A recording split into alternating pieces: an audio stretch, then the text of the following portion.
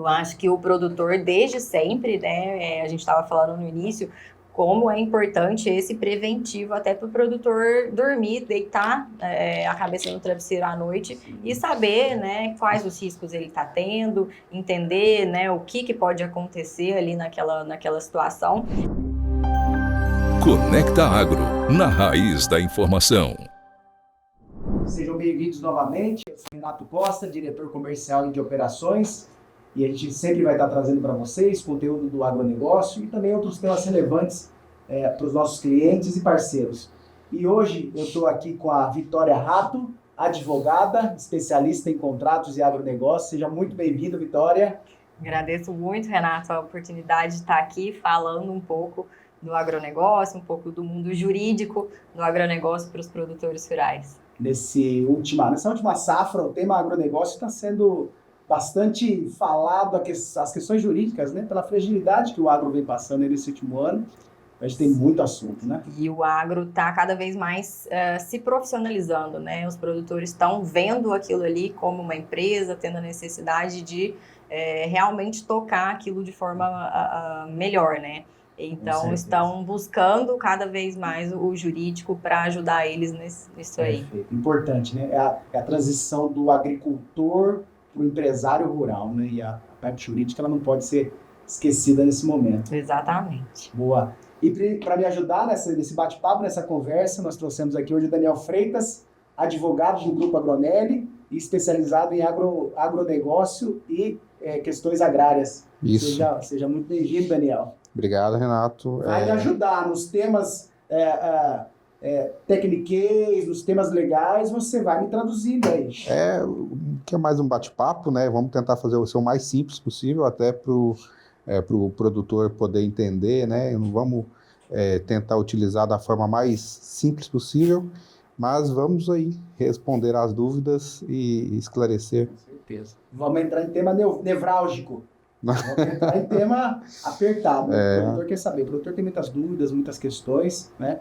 E uma boa orientação de profissional da área, que ele sente confiança mesmo, né? Em depositar os negócios dele nesse tipo de profissional é sempre muito importante. Eu falo assim, o produtor, ele saber que dormir tranquilo, né? Saber que tá ali os riscos, entender os riscos. Às vezes o produtor, ele sabendo o que pode acontecer, né? Ele dorme mais tranquilo, entendendo, falando, não, esse risco eu consigo arcar, então é muito importante. Controlado, né? Exato. E o profissional que está do meu lado é um profissional que eu confio, né? A Sim, confiança. isso é muito importante. Isso faz até ele assumir riscos maiores, dependendo de quem está do lado dele, né? Com certeza. E é importante porque é questão preventiva, né? Hoje, trabalhar preventivamente é economizar dinheiro, né? Então, evitar problemas. Então, acho que está mudando essa cultura. Antigamente era muito reativo, né?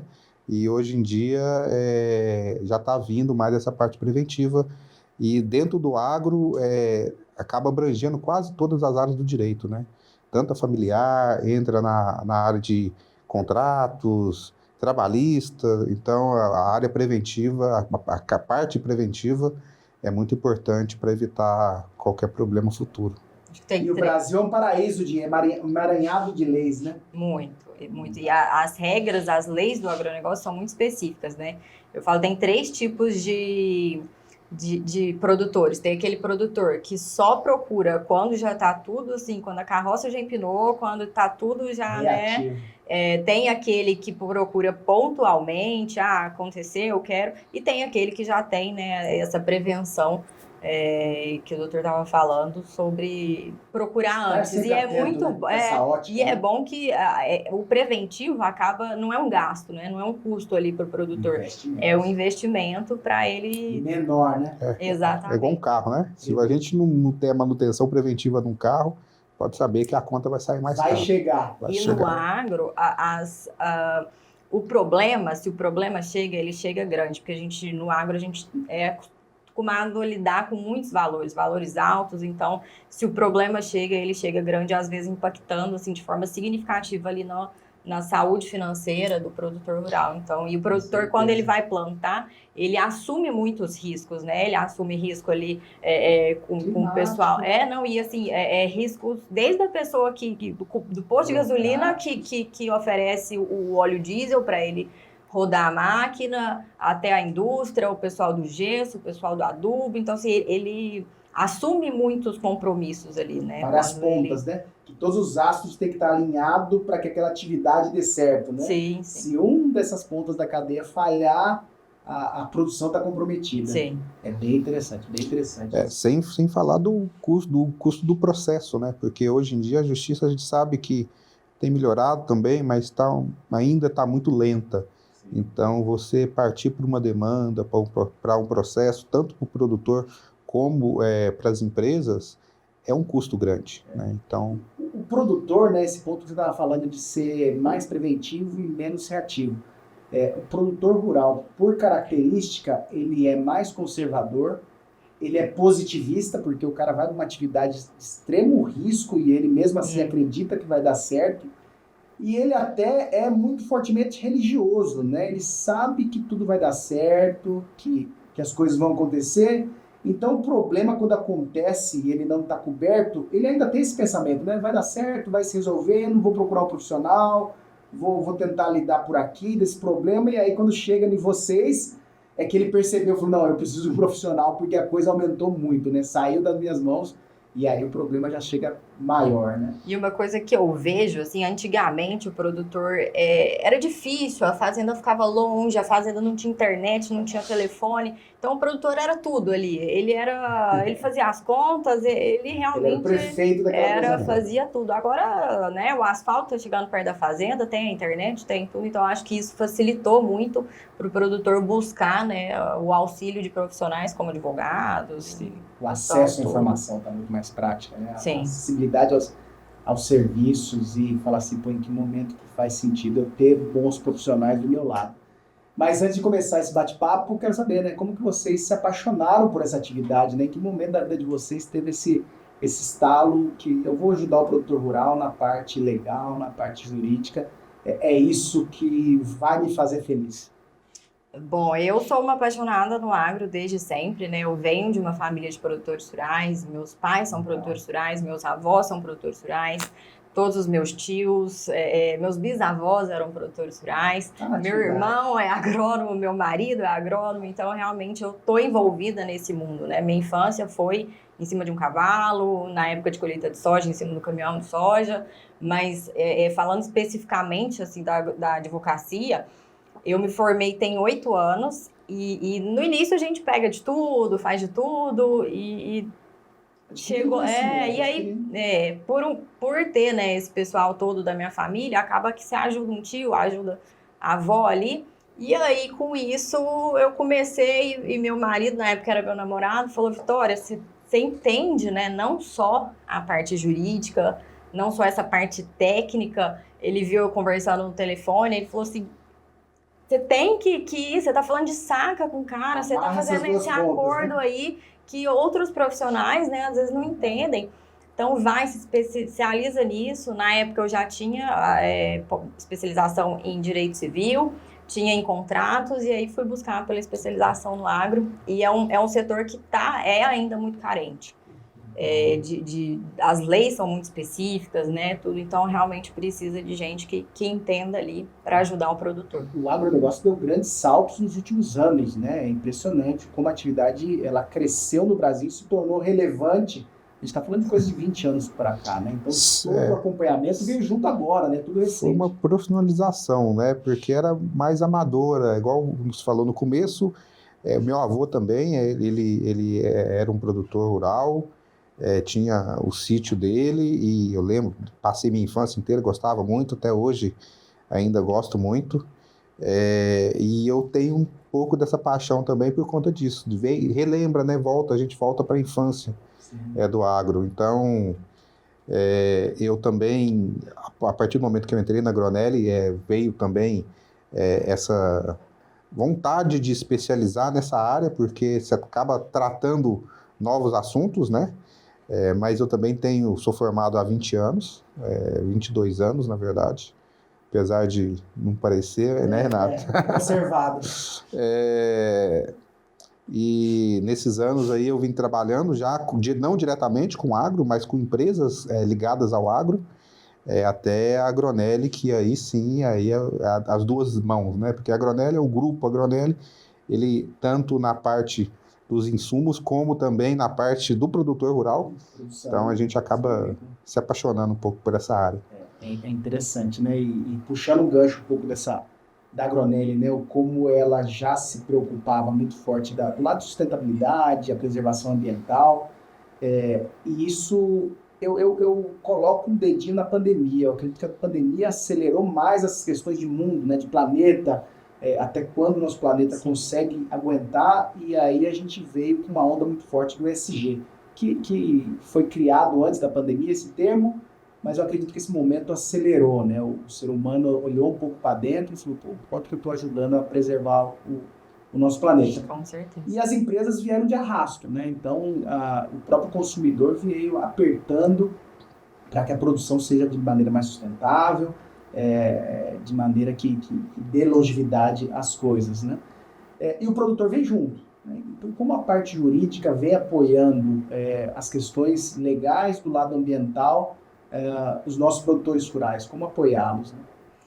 A gente costuma fazer, né? Tem todo um trabalho em diversos locais da fazenda, em todos os setores ali. A gente tem, dependendo do tamanho, né? Cada produtor tem uma necessidade, mas a gente pode instalar ali políticas de sustentabilidade na fazenda, os contratos também. Quando a gente faz contrato agrário, a gente insere ali cláusulas para o produtor, a pessoa que pegou, né, por exemplo, o arrendamento, conservar, usar os recursos naturais de forma, né, racional. Então, e o produtor se preocupa com isso, né? Essa semana eu fiz aqui, por exemplo, na nossa região, as usinas antigamente costumavam tocar as terras também, eles tinham a atividade e tocavam também, e a usina acabava que tocava muito bem, né? Fazia curva de nível para preservar o solo, fazia, né, as correções do solo para a produtividade. E atualmente eu venho vendo, assim, bem acontecendo isso em várias usinas aqui da região, que eles estão extinguindo totalmente essa ponta aí que eles plantavam e estão passando para parceiros. E às vezes os parceiros não estão cuidando como as usinas cuidavam. E o produtor procura dando o exemplo, né, do que eu tive essa semana, estava causando erosão, a usina não estava, né, fazendo ali o manejo do solo adequado, e aí tava uma erosão, ele me mandou fotos, assim, eu cabia ali dentro desse buraco, então... não consegui restaurar. Exatamente, então o produtor tem essa preocupação, né, a gente notificou, falou, cuida lá do seu parceiro que não está cuidando de forma certa, né. Teve um caso também de supressão de vegetação. E nesse caso, os órgãos ambientais, eles notificam o dono da terra ou os parceiros que estão tocando essa atividade ali?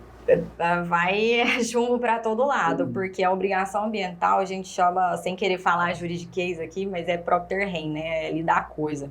Então, pode ser que às vezes não seja o produtor que tenha tirado, o dono da terra que tenha tirado aquela árvore ali, mas ele vai ser responsável, ele pode ser responsabilizado ali por isso. Então, e esse produtor, no caso, ele sabia que ele podia ter essa responsabilização e falou, então, assim, a gente tem questão de rastreabilidade também, soja, o pessoal não está comprando mais soja de áreas que foram desmatadas, né, depois de 2008, a gente tem a rastreabilidade do alho, frigorífico também, tá com essa questão aí do desmatamento, que não... E políticas também para palestra, a gente faz palestra para o pessoal, dependendo do tanto de colaboradores que tem, porque a gente pensa assim, o óbvio não precisa ser dito, mas precisa falar para o cara, por exemplo, que ele não pode jogar a bituca de cigarro para não ter uma queimada. No ano passado eu tive cliente que, por uma bituca de cigarro, queimou reserva legal, foi assim, uma destruição. Estamos falando agora há pouco antes da gravação de embalagens, né? Embalagens de agroquímicos, né? Como manuseio a pessoa que está ali operando. Sim. Tem que ficar atenta a essas questões. Então, esse ciclo de consciência de ir na fazenda, na propriedade rural e e fazer uma palestra com todo o time. Sim, É a super conscientização do pessoal. E a gente pensa, como eu falei, né? Ah, não precisa falar, todo mundo sabe. Não, precisa falar, importante. precisa relembrar, precisa para todo mundo ter essa consciência. Acho que a consciência já está surgindo, né? Mas é bom sempre a gente reforçar para todo mundo, para o time inteiro, estar ali junto com essa intenção de ajudar. Até para o pequeno produtor, porque normalmente ele não tem essa informação, ele Ele vem arrendou, né? Ele arrendou até ter um contrato, ele está e tranquilo. não tem conhecimento técnico, né, sobre as normas. Então é bom ter essas palestras, tem instituições que fazem essas palestras, a própria matéria, eu acho que tem alguns cursos na internet, então o produtor pode procurar esses cursos sobre manuseio de embalagens que você colocou, enfim, sobre a questão toda do cuidado da propriedade, das práticas. Observacionista, né? Isso é importante para evitar, é o preventivo também, né? Para evitar que gere um problema no Com futuro. certeza. Mesmo com a área dele arrendada, ele tem que ficar de olho como que aquela atividade está acontecendo. Você sabe que não é nem só no arrendamento, né? Até aquele produtor que compra uma área, se ele não verificar aquela área que ele está comprando, se tem algum processo, se tem algum problema ambiental ligado ali, o problema ambiental ele migra ele não é daquele antigo proprietário, ele vai ser da fazenda, da terra. Então isso vai transmitir para o novo proprietário. Então se você compra sem um aconselhamento jurídico, sem uma verificação preventiva, se aquilo ali realmente não tem nenhum risco, você pode acabar tendo que responder a um processo. Perfeito. Eu acho que na maioria dos casos, o produtor, no dia a dia, quando ele está negociando uma propriedade, comprando, ele está pensando muito mais na parte logística, se essa propriedade é boa, quanto que ela tem de área aberta, como está a fertilidade do solo, e é legal de falar nisso, né?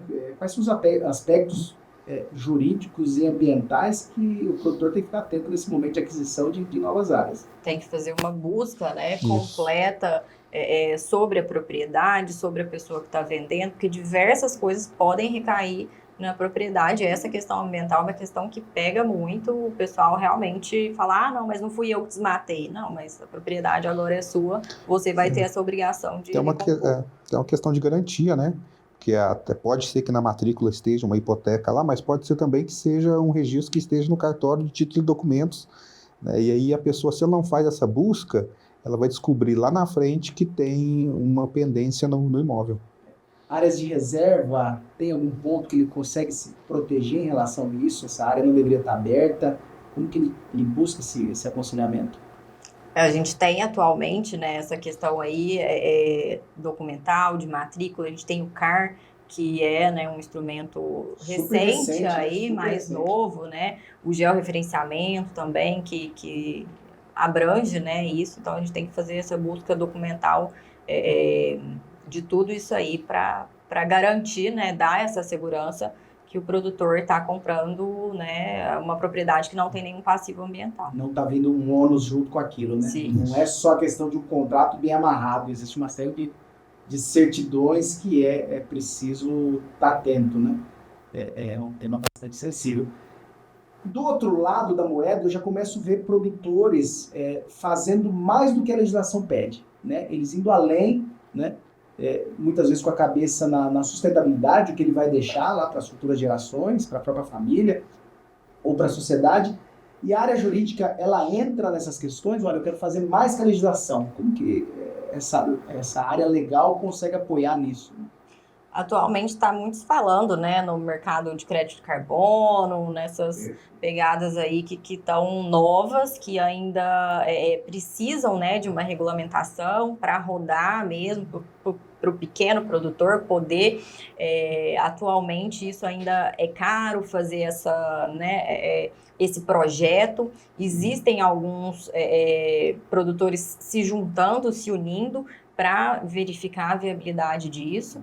Mas o produtor já preserva, né? Eu falo, tem sempre aquele produtor que, claro, não... Pontinho fora da curva, né? Mas é aquilo assim... que é o que dá destaque na sociedade, na mídia, né? E aí o produtor é apedrejado falando que ele não preserva, que ele desmata. Mas eu acho que em toda profissão a gente tem, por exemplo, o advogado que é honesto, tem o advogado que vai lá e rouba o cliente, tem o médico que é honesto, tem o médico que vai lá e faz algum procedimento sem precisar no paciente. Então, tem aquele produtor que também, né, vai desmatar ilegal, mas isso realmente eu acho que é questões isoladas, o produtor já, né, no Brasil preserva muito e está buscando cada vez mais por essas... A gente vê a lei brasileira, ela é bastante rígida, a lei de preservação ambiental, né? Muito. Ela é recente também, né? A gente está falando de coisas de 15 anos, 20 anos, mas a gente vê muitos produtores, em muitos casos, fazendo além daquilo, né? Também tem aquele limite, né, que ele tem o mínimo, e agora está vindo a questão do crédito de carbono, que deixou de ser um problema para ele, né, uma obrigação para ele, para começar também a gerar renda, né? Então, isso pode ser uma forma dele também estar ajudando ali na propriedade a ter uma renda para poder manter a propriedade. O Brasil vem fazendo muito bonito, né? É como a gente conseguir mostrar isso para o mundo, né? O que a gente faz além da... A nossa legislação, ela é dura, ela é pesada, ela é bastante conservacionista, mas o produtor, ele está olhando para frente, né? E isso gera um valor na produção agrícola dele, né? Então, Sim. Muitos produtores já exportam aí, quando pega a parte de fruticultura, exportam para países da Europa, países que se preocupam a isso, e o produtor está bastante atento a essa busca de assessoria para ser mais do que o necessário, conseguir ter ganhos na produtividade dela, né? E eu acho que esse ponto, ele puxa essa questão de tecnologia. Eu acho que a tecnologia, ela vem crescendo bastante rapidamente, né? As novas evoluções tecnológicas, e como que a área jurídica se aproveita disso, como que a área jurídica consegue absorver essas novas tecnologias para conseguir dar vazão, escala, ou até uma nova atividade dentro da parte legal. Eu acho que assim, a tecnologia está cada vez mais presente no campo, né? E aí tudo influencia no jurídico. Por exemplo, antigamente a colheita de cana-de-açúcar era totalmente manual, então o trabalhador estava ali, tinha muito problema de saúde, segurança desse trabalhador. O café também, agora a gente já tem, né, colheitas mecanizadas, então isso tirou, né, essa questão trabalhista. Os satélites atualmente para a questão ambiental conseguem, né, às vezes se o produtor faz uma queimada ali, o satélite pega, baixa rapidinho lá na fazenda do produtor a fiscalização, o pessoal. Uma coisa que a gente estava falando do georreferenciamento é uma coisa recente, né? Não faz tanto tempo assim. E o produtor, às vezes, na época do o gel é uma coisa cara para fazer, então foi também muito criticado, mas é muito importante, porque a gente pega a matrícula antiga, é a coisa mais engraçada do mundo, é assim, não, e é assim, a fazenda do seu fulano começa onde tem o Jatobá, vai até o rio, e aí no rio vira e vai até a figueira. Se a figueira morre, se o rio seca, e aí, aonde, né? Começa a propriedade? Uma coisa interessante, tem propriedade na minha família que está desde 1900 na mão, e aí a minha mãe esses dias pediu para eu fazer uma busca para saber quando o meu bisavô comprou essa fazenda, porque ela quer pintar uma placa para colocar lá na sede, que é uma sede muito antiga. E aí eu estou buscando, então não é nem matrícula, transcrição. Aí pensam como que né, os dizeres, né? É muito engraçado. Fulaninho comprou a fazenda sabe, casado com a dona Chiquinha, que era prefeito da cidade e tal. Não tem o CPF, não tem nada. Então o GEL vem para dar as coordenadas, para ter tudo. Então é a tecnologia ajudando, né? Apesar do produtor ter criticado ser um custo alto para fazer esse GEL, a tecnologia ajudando aí. A segurança jurídica, né? Com certeza. Que ela falou, antigamente tinha muita briga por causa da cerca, né? A cerca é aqui, a cerca é ali. Então agora acabou. Já o referenciamento foi e acabou com esse problema. E também hoje o acompanhamento disso, né? É o VAR da propriedade rural. Isso, o próprio... o Google hoje ele está atualizando muito rápido, né, as imagens. Sim. E até o produtor ele pode olhar essa questão de como que está a propriedade dele em relação às reservas legais, até pela internet. Ele pode ir lá e olhar também o próprio CAR, né? Tem um acesso público do CAR, então você pode acessar também o mapa do CAR publicamente. Então a tecnologia ela vem ajudando muito o produtor rural. E a gente... um caso interessante dessas certidões, né? Uma tia da minha mãe, ela morreu já faz alguns anos, mas quando ela fez 100 anos, no aniversário dela de 100 anos, a gente buscou a certidão de nascimento dela para fazer um brinde de aniversário, né? E o nome do pai dela era João de tal, porque ele era escravo, ele não tinha sobrenome, né? E aí, quando foi fazer a certidão dele, os escravos tinham esse sobrenome de tal. E aí veio a expressão, né, fulano de tal. Então, eu imagino quando você olha essas propriedades antigas, centenárias, o que deve estar escrito nessa certidão. Não, é interessante, é engraçado você ler e ver todos os dizeres ali para mostrar, né, para demonstrar. E a gente ainda está caminhando, engatinhando, né? Por exemplo, a gente tem o CAR, o produtor já submeteu, já tem mas os CAR ainda não foram validados, né? Então, o próprio governo está, né, tendo ainda uma dificuldade para pegar toda essa tecnologia e rodar para trazer benefício, agora para né? frente. Os dados estão ali, como que isso gera informação útil para o agronegócio. Sim. É bem interessante, é uma nova revolução a tecnologia aplicada ao agro, né? Coisa simples.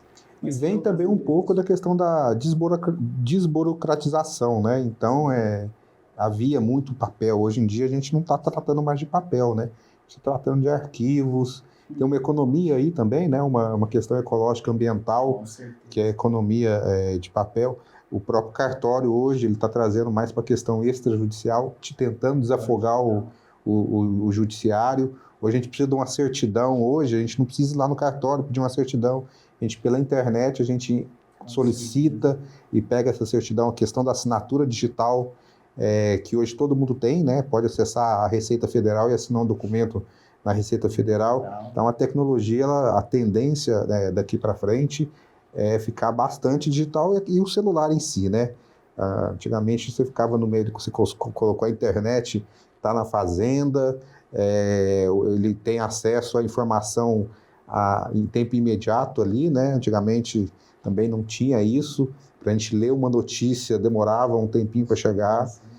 Então, a tecnologia ela vem ajudando bastante. Evoluindo, né? A própria CPR de financiamento, né? A CPR digital, dá uma celeridade muito grande ao produtor rural. É interessante essas tecnologias vindo. E sobre o tamanho de produtor rural, né? A partir de qual tamanho, de qual estrutura faz sentido ter um advogado ali acompanhando ele no dia a dia?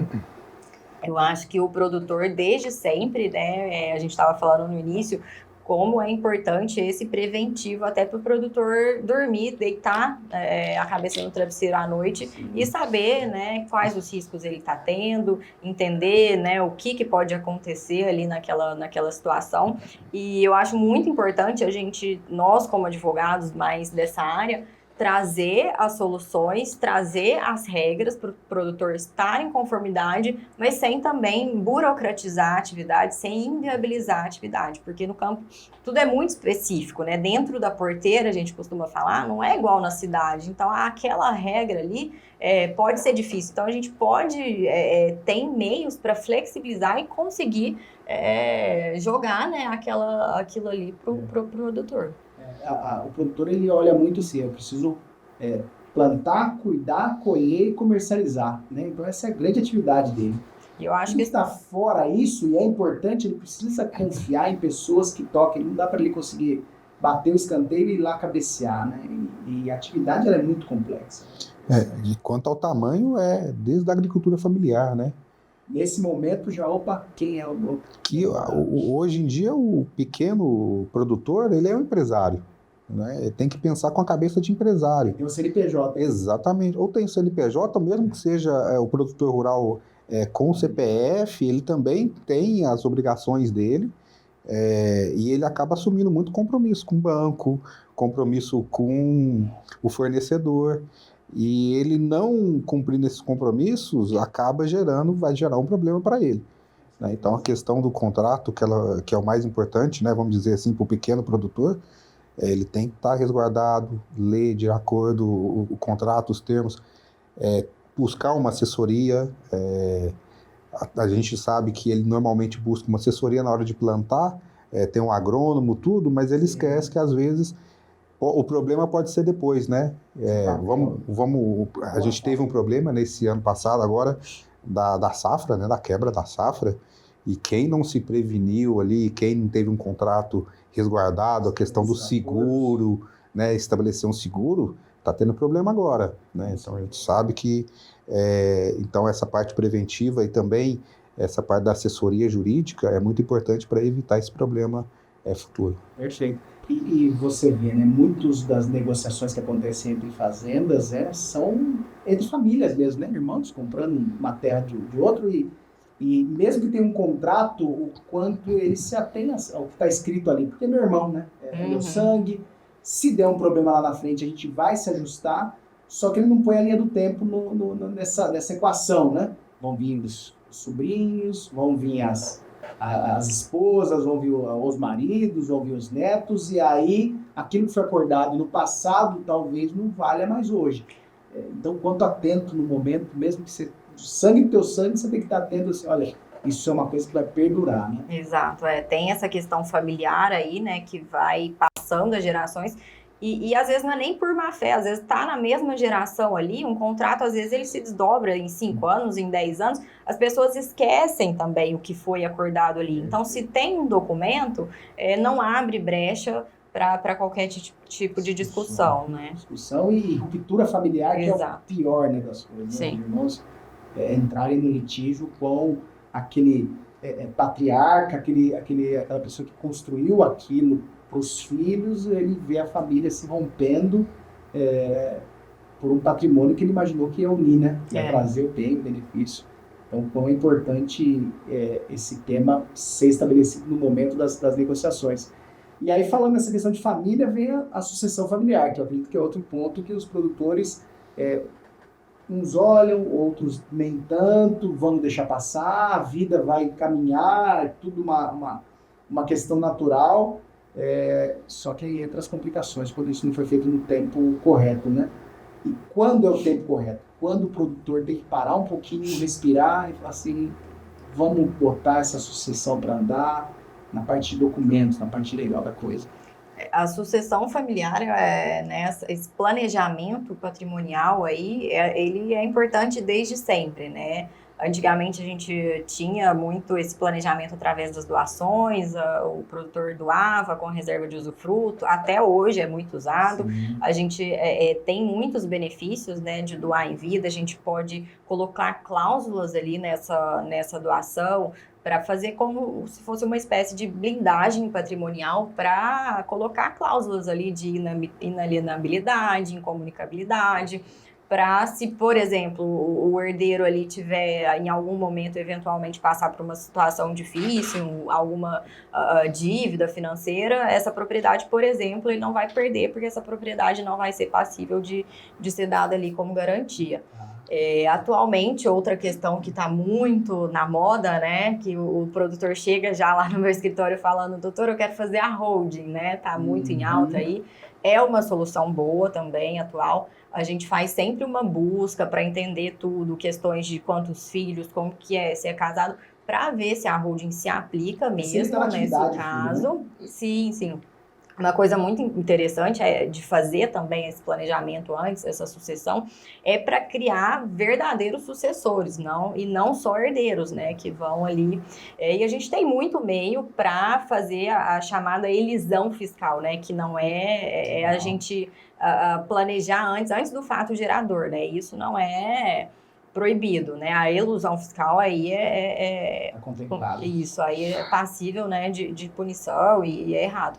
Mas, e aí a gente faz, né, toda essa busca para entender, e outra coisa que está sendo muito falado são os aumentos aí, né, nessas alíquotas quando, né, a gente tem atualmente o imposto, né, de transmissão, causa mortes ou doação. Discussões no Congresso de mudar alguma coisa, né? Isso, exato. A reforma tributária agora, né? A reforma tributária, por exemplo, atualmente em Minas Gerais, a gente tem 5%, né? De acordo com cada estado. O estado de São Paulo, 4%. Os estados podem atualmente chegar ao máximo de 8%, né? E com a reforma já foi, né, aprovada a alíquota progressiva e já tem projeto de lei tramitando para aumentar aí em 16%, tem gente falando em até mais, né? Então, é muito benéfico o produtor buscar antes, porque é muito triste quando o produtor chega até mim, na hora ali que faleceu, para pagar né, todas as custas ali, precisar às vezes vender parte da fazenda ou o todo da fazenda. Que Isso não é seria muito triste. necessário previamente. É porque a gente pode, né? E quanto mais cedo a gente pode, por exemplo, fazendo a doação de cotas aos poucos, né? Então, quanto mais cedo o produtor procura, melhor porque a gente consegue fazer tudo com calma ao longo do tempo e evitar, né, esses possíveis aumentos que estão aí no radar, que possivelmente vão acontecer.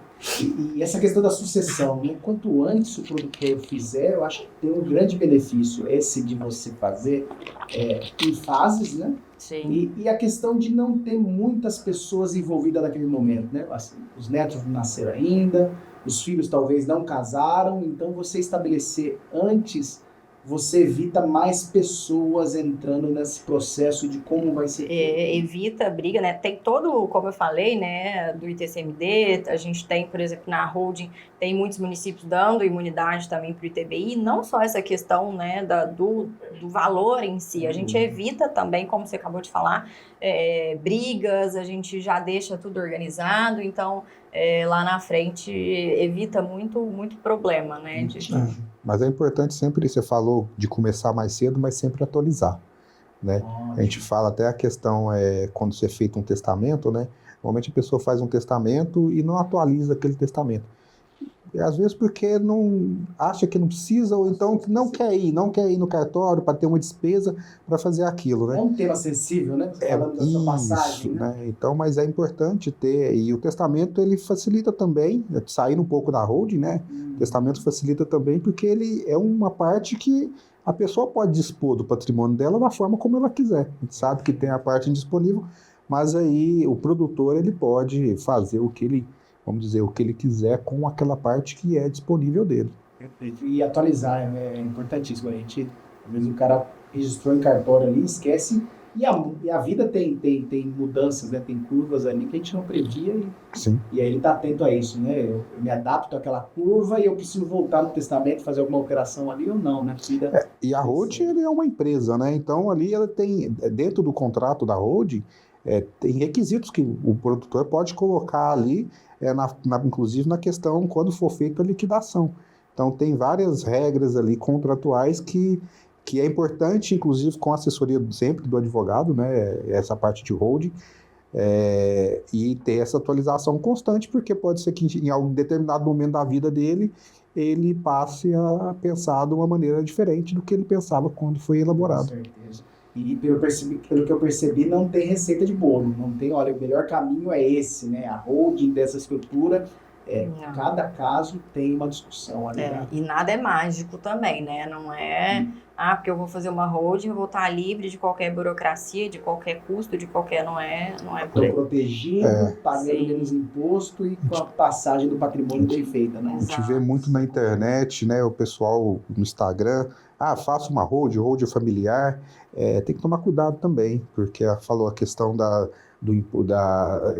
quando se faz uma holding, tem que ser real com aquele valor do patrimônio. Você não pode fazer uma diminuição do valor, porque isso acaba sendo um crime, né? E tornando nulo, né? O negócio jurídico nulo. Então, quando você acha que está sendo resguardado, na verdade, você está caindo num problema que vai te gerar um outro problema lá na frente. Então, tem que tomar cuidado na hora de procurar a pessoa para poder fazer a holding, procura uma pessoa especialista nessa área e não qualquer pessoa. Ela não vai te dar a resposta que você queria, mas é a melhor resposta, né? Não adianta tentar querer diminuir um imposto, declarar um valor menor da propriedade, que isso pode gerar um problema futuro. E voltando à tecnologia, né? Do mesmo modo que a tecnologia vem trazendo benefícios para o nosso dia a dia, ela está suprindo cada vez mais o governo de informações. Então, a Receita Federal hoje não consegue ver a nossa vida de cabo a rabo, né? Então, fazer alguma coisa, falando assim, vai passar despercebido, hoje talvez pode até passar ainda, né? mas daqui a 5, 6 anos eles vão ter muito mais informação do nosso dia a dia. Então, vai dar pau lá na frente, né? É importante olhar essa questão com muito carinho e talvez não, colocar as questões corretas no lugar correto. Sim, né? o produtor tem que buscar, né, uma coisa, você citou a receita, entrando num tema rápido que está sendo muito falado, a operação declara grãos nos contratos, que os produtores, por questões, né, tributárias ali, fiscais, é muito comum o produtor fazer um arrendamento, que na verdade é um arrendamento como parceria, pela questão ali, né, o arrendamento é tributário, ele não tem os benefícios da atividade rural. Então, ele vai ser tributado em 27,5%. Já se for parceria, 5,5%, então o produtor vai ali buscar sempre pela parceria. Só que agora a gente está aí tendo esse cruzamento de dados, começou já no Sul, e para realmente pegar esses produtores que fazem. E isso é realmente a prática do mercado, a grande maioria é feito dessa forma, sim, mas o produtor tem que tomar cuidado cada vez mais, porque está tudo sendo linkado e para evitar, né, esse com tipo certeza, de... Com certeza. O Brasil, vários países do mundo, mas o Brasil está precisando de receita, né? Você vê uma queda da atividade econômica, baixa recolhimento de imposto, e aí ele começa a olhar essas torneirinhas abertas, né? E começa e diferente do passado, hoje ele tem dados, né? Ele consegue ir naquele ponto, naquele CPF, e fala, pô, aqui tem um negócio que tá cheirando alguma coisa errada, eu vou lá, fazer uma... É importante dessa área tributária também que a gente às vezes vê algumas mágicas aparecerem, né? Alguns colegas aí apresentando mágicas, fazendo atalhos sem lastro, né? Então a gente fala sempre, qualquer processo tributário, qualquer benefício que você tiver tributário, procura um especialista, talvez uma segunda opinião, né, sobre aquele caso, porque às vezes você faz uma compensação do tributo sem ter um respaldo, e isso lá na frente a Receita vai me cobrando com juros e multa, né?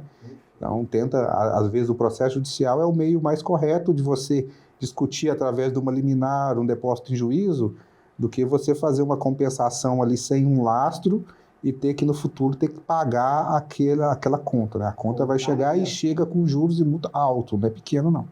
A Receita não passa a mão na cabeça. Na hora que ela tem que aplicar a sanção da Receita é maior do que o normal que a gente costuma. O imposto devido lá no ato, né? E aí quando você fala atalho, Daniel, eu vejo que nesse momento, né, de uma situação econômica no agro um pouco mais apertado, algumas fórmulas mágicas vêm aparecendo. E voltou muito fortemente esse ano, né, a questão da recuperação judicial.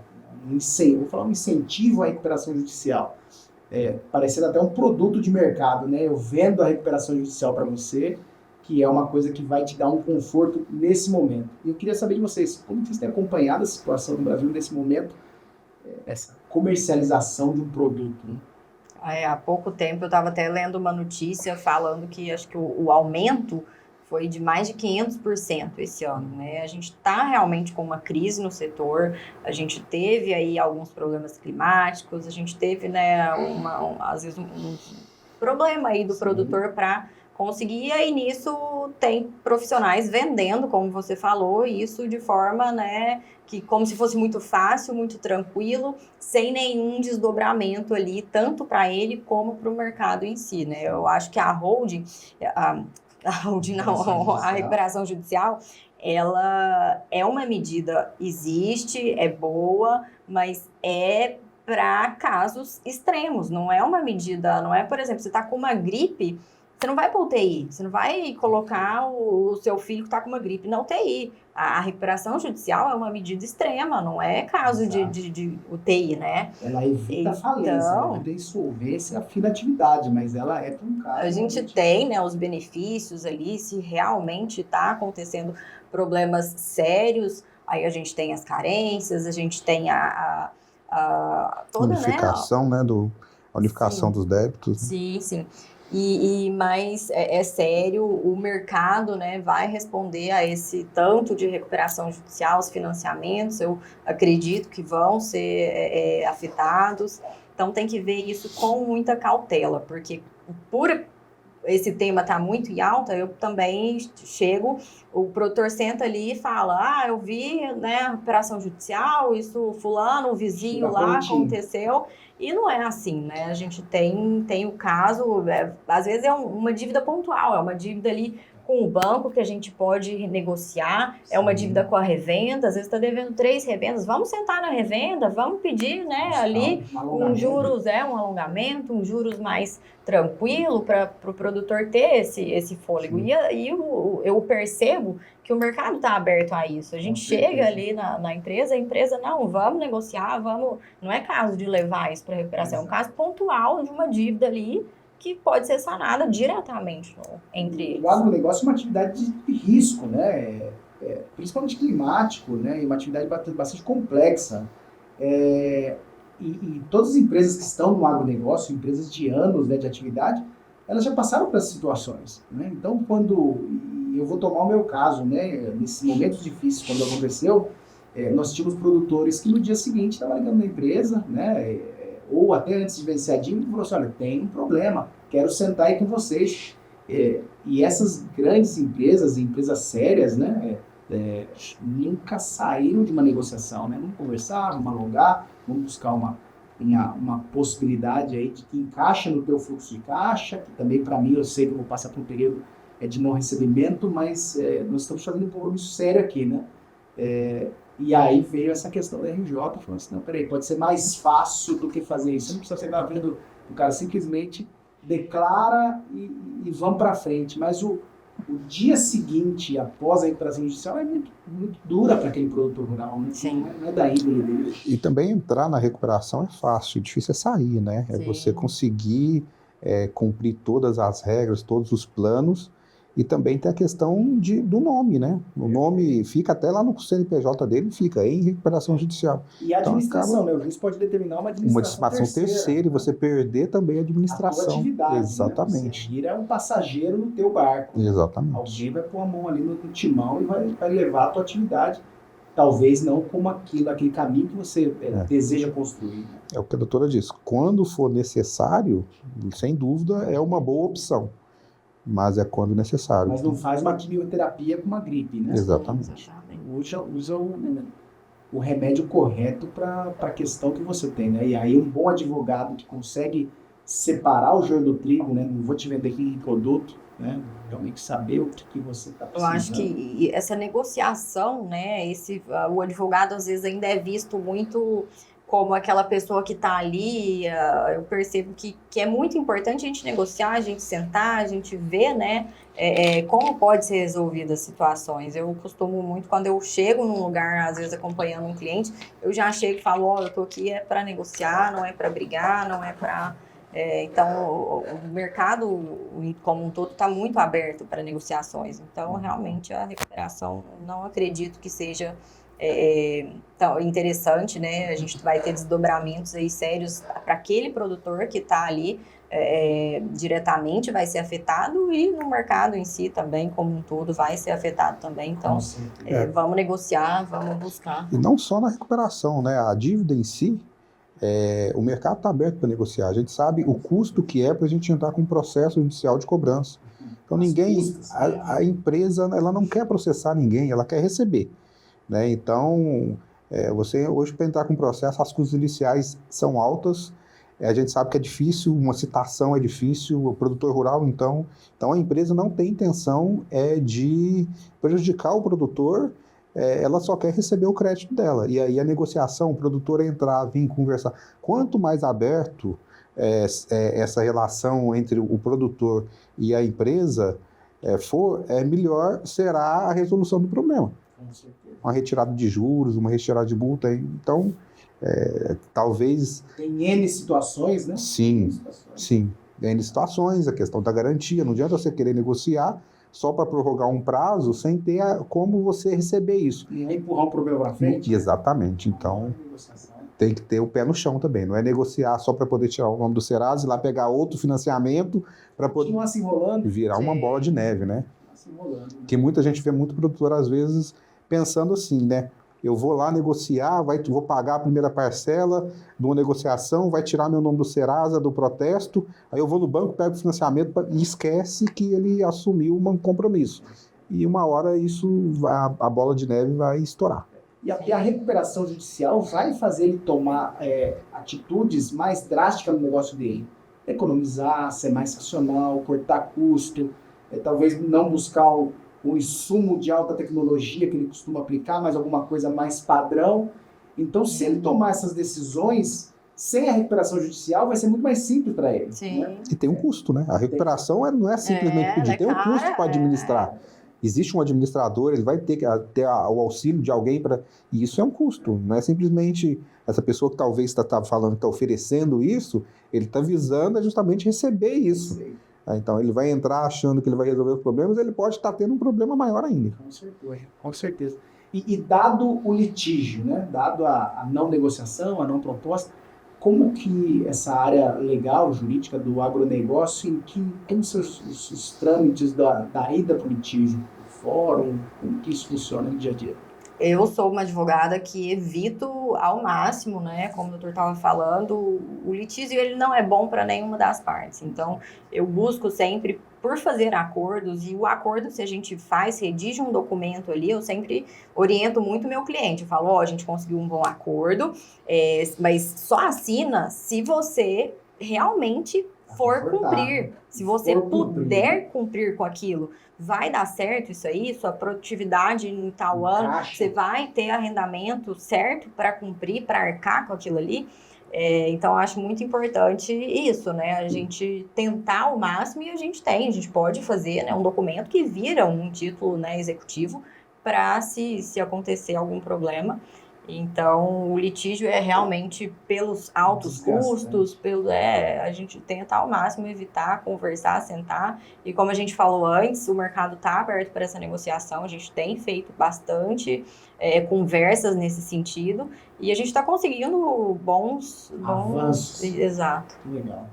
Para ficar todo mundo, né? A indústria não ficar descoberto e o produtor também conseguir. Não dá ninguém com a situação, né? Mas vamos continuar com essa parceria, esse caminho de longo prazo. O processo judicial, ele tem as despesas, além da despesa das custas, tem os honorários advocatícios, tem despesa com oficial de justiça, perícia às vezes, então isso vai gerar um custo bem maior, tanto para a empresa como para o produtor. Lembrando que o corte de crédito dele no mercado, também. Né? No nosso financiamento, ele vai ter que rodar. O Serasa hoje ele não consulta só lá no cartório de protesto. Hoje ele consulta se a pessoa tem um processo de execução. Isso aparece lá no Serasa. Isso vai sujar o nome dele. Com certeza.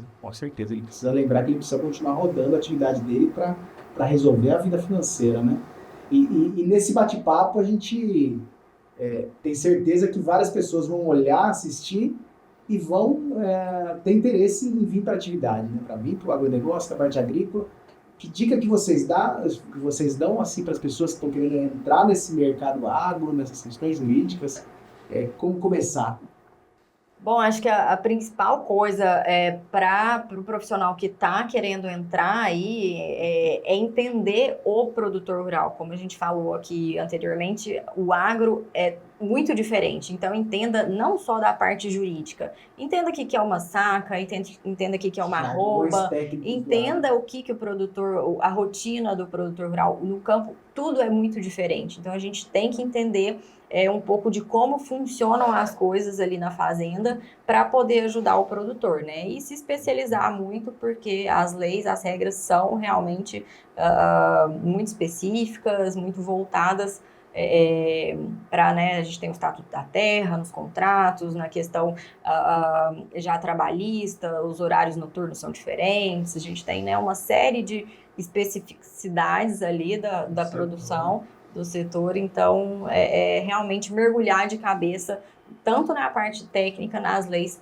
como também entender a rotina desse produtor, que eles são pessoas muito diferentes, né, do que acontece na cidade, então entender mesmo. Eles confiam nos mesmos, né? Então, você tem o mesmo jargão do produtor, a mesma linguagem, a simplicidade, o querer saber como aquilo foi construído, né? Gera essa confiança. E se chega um advogado ou um consultor terno e gravata, alinhadinho na fazenda, né, e começa a falar alguns termos jurídicos, o produtor ele vai pular para fora. É, Então, não interessante pode, isso, né? não vai, Não né? aprenda só o jurídico, aprenda toda a Isso. vida da fazenda, né? Sim. É interessante. E especializar mesmo, né? É muito específico, né? É uma área que ela acaba é uma empresa, né? O produtor rural ele passa a ser uma empresa, então ali o advogado ele vai ter que atender o produtor tanto na área ambiental como na área agrária, de contratos, trabalhista, tributário, familiar. Então ele acaba sendo um nicho de mercado aí que hoje está pouco explorado, né, o produtor rural, e que acaba abrangendo quase todas as áreas do direito. Legal, legal. Até a criminal, vamos dizer, que em determinados momentos aí pode ser que seja... Tem que ser específico ao agronegócio, mas tem que ser amplo nas questões de direito, né? Especificidades de direito. E outro tema, né, que vem bastante sendo recorrente nesses últimos anos são as invasões de terra e os assentamentos. E essa é uma pergunta que veio do Léo, que é o nosso produtor aqui, e ele foi bastante feliz em trazer esse tema para nós, né? E aí, né, o produtor consegue prevenir possíveis invasões de terra e assentamentos nas áreas deles, e dado a não prevenção, como atuar no dia seguinte? Saber que foi estabelecido ali um assentamento na propriedade. A prevenção em si é manter a terra produtiva. Não tem muito segredo. Se a terra é produtiva, não vai haver invasão, pode haver invasão, mas se a terra é produtiva, o risco é bem pequeno. Agora, se a terra não é produtiva, existe esse risco, e existe também o risco de ter, sim, a questão da reforma agrária ali, o INCRA pode ser chamado. Eu acho que o principal ponto é esse. Tá tudo em conformidade ali para, se eventualmente, infelizmente, acontecer essa invasão, a gente ter meios, né, para se defender daquilo, porque a gente tem essa questão da produtividade, que é fundamental, a gente tem atualmente a questão da função social da propriedade ali, tá tudo em conformidade mesmo para a gente conseguir fazer uma boa defesa e tirar essa situação, que é uma situação muito delicada, muito difícil para o produtor. Se acontece isso, é difícil, né? Mas eles estando com a fazenda redonda, tá dando tudo certo, eles estando produzindo, os funcionários estando registrados, ele não ter nenhum tipo de problema ali, né? Facilita muito a vida do advogado. Lembrando que o próprio CAR, né, ele tem uma medição, quando você vai fazer, você envia todas as informações lá e ele já estipula se a sua propriedade é produtiva ou se ela não é. Então ele tem que ter essa atenção, inclusive no momento que você vai fazer o CAR, para que aquilo ali já não gere um problema. Claro, um problema futuro. Sim. E eu acho que uma questão muito importante entra até a parte de inteligência emocional do produtor, porque ninguém gosta de ver a tua produtividade, a tua atividade ali ser invadida, né? Sim. Alguém entrar dentro da tua casa, né? O poder da propriedade no Brasil sempre foi muito respeitado. E essa inteligência de respirar e não ir lá, né? A gente viu no passado casos aí que aconteceram e acabaram virando contra o produtor, né? Vou me armar e vou tirar esse pessoal daqui. O caminho correto é buscar um advogado. É jurídico. Nesse caso, o caminho é jurídico, é entrar com as ações possessórias, né? E tentar fazer essa reintegração dessa terra. Essa terra. Não é fácil manter o sangue frio, mas ele tem que estar preparado. Assim como a gente fala no assalto dentro da cidade, né? Se alguém vier te pegar, não reage, não faz movimento brusco, entrega a tua carteira, você vai recuperar aquele bem. Na propriedade é a mesma coisa, né? Não tenta reagir, né? Tem o lado instintivo, você pode ter um problema muito sério se partir por esse caminho, né? Vai no advogado, né? Você tem um advogado de confiança, passa essa questão para ele e fala, resolva, né? Com certeza, é o melhor caminho. E as questões trabalhistas, né? Olhando o trabalho rural, ele entra na mesma legislação da lei trabalhista normal, ou tem questões diferentes ao trabalho normal, né? Trabalho urbano, vamos falar assim? A gente tem as regras, né, específicas, a gente tem a ANR, que é específica, né, para o trabalho rural. A gente tem uma coisa muito interessante do agro, assim, saindo um pouco, cada atividade no agro tem seu problema, né? Se é uma colheita manual, o alho é manual, a laranja é manual, a tomate de mesa, então com certeza o produtor vai precisar ter ali o ponto específico ali do trabalhista bem organizado. Aí já se o produtor ele trabalha, por exemplo, com gado, às vezes a gente tem muito problema de cerca divisória, aí eu brinco, faz aquela integração lavoura-pecuária, né? Que aí o gado passa para a cerca, vai para a soja. Já se o cara planta soja, é completamente mecanizado, né? E aí ele vai ter, às vezes, problema contratual, porque ele vai ter ali buscar, né? Se ele quer ser um grande produtor de terra, às vezes a fazenda dele só ali não é do tamanho que precisa para uma produção grande de soja, então ele vai buscar por arrendamentos, então ele vai ter problema em contratos ali nessa atividade. Então, cada atividade tem o seu problema. E nessas questões de trabalho, onde a gente ainda tem no campo atividades que demandam muito mão de obra, né? Tem os safristas ali, são assim, centenas de pessoas, e aí o produtor precisa ficar muito atento às regras específicas aí de se o pessoal dorme na fazenda, a questão dos alojamentos, a gente tem regras para esses alojamentos, para não ser enquadrado em questões, né, análogas aí à escravidão, que está sendo muito falado. Na região aconteceram várias fiscalizações, né, do Ministério Público. Sim. Isso é muito sério. Se o produtor entra na lista desse trabalho análogo, as coisas ficam bem sérias e bem difíceis para ele. E a gente viu casos que não é só o contratado pelo produtor, né? Às vezes o produtor contrata um terceirizado e esse terceirizado não é muito adequado a essas práticas e o produtor recai sobre o produtor, né? Isso. Enquanto está atento aos prestadores de serviço. Sim. E tem também a questão que falou do caseiro, né? Às vezes tem uma confusão entre o caseiro, se o caseiro é um funcionário ou se o caseiro faz, às vezes, um contrato de arrendamento para poder mascarar um contrato de trabalho, né? E isso pode dar um problema muito sério, dependendo da quantidade de tempo que está lá. Quando vem a conta para pagar, no caso de um reconhecimento de vínculo empregatício na Justiça do Trabalho, às vezes pode perder a terra, vamos dizer. Você não tem condição de pagar, vai a leilão, e o leilão na Justiça normalmente ele tem um deságio muito grande, até 50%. Então pode ser um problema muito grande para o produtor, essa questão trabalhista, por conta de pequenos detalhes, né? E a diferença do advogado, né? Tem aquele advogado que vai dizer sim, não, você quer um contrato de moradia, eu vou fazer, e tem aquele advogado que fala assim, senta aqui, deixa eu mostrar todas as questões que podem acontecer lá na frente, vamos pensar se esse é o melhor caminho, né? É bastante complicado essa... você está pedindo, eu vou fazer. E isso vai acontecer lá na frente, a conta vai chegar. E o registro, né? Hoje em dia a gente sabe que ainda existe as pessoas que trabalham sem registro, né? Então você contrata, por mais que seja feito o pagamento, tem a ausência do registro. Isso é um problema para o produtor, que tem um risco, também para o empregado, que não tem a proteção do INSS, na questão do acidente. Então é bom manter tudo certinho. Estar atento a todas as práticas, né? E ter um bom advogado do lado. Sim. Legal. E como a gente acha vocês nas redes sociais? Como que a gente procura a Vitória e a sua consultoria jurídica? A gente tem o site, né, do escritório, que é o Vitória Rato, com 2 T's, o rato.com, e tem no Instagram também, o vitoriarato.adv, que lá a gente dá várias dicas para os produtores, como ele consegue, né, ter ali sua fazenda o mais certo possível, caminhando no rumo certo para evitar todos esses custos, todos esses problemas que a gente falou aqui. Legal.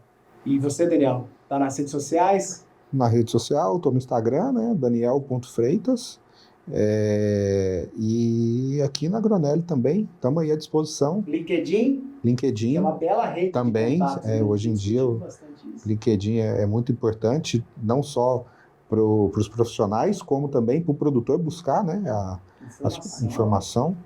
E é isso. Muito bom, muito bom. Foi um prazer tê-los aqui hoje. Acho que foi um papo assim, bastante interessante para o produtor.